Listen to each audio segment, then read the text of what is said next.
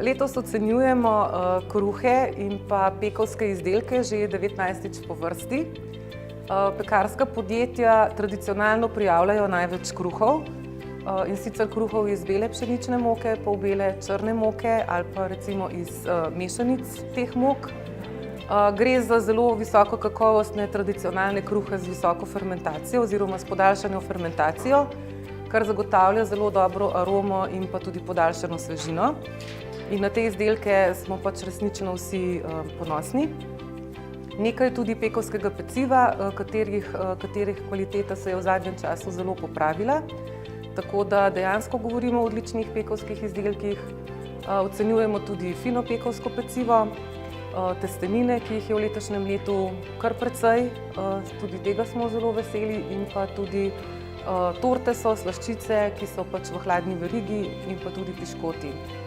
Vsako leto govorimo res o rekordnem številu prijavljenih izdelkov, kar nam nekako potrjuje, da so potrošniki se navadili na naše odlične pekovske izdelke, da jih prepoznajo v trgovini in da jih tudi cenijo, ravno tako tudi trgovci, ki pač potem tudi ponosno oglašujejo te izdelke v svojih prodajalnah.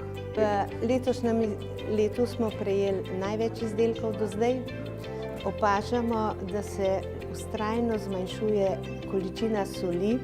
Predvsem je opazno to, da se količina soli v temnih kruhih približuje količini soli belih kruhov.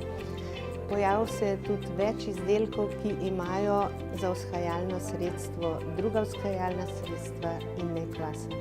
V imenu ocenjevalne komisije, ki tudi letos ocenjuje pekovske izdelke in druge izdelke žit, seveda vse zainteresirane vabim na podelitev zlatih priznanj, ki se bo odvijala 24. januarja tukaj na Gospodarski zbornici.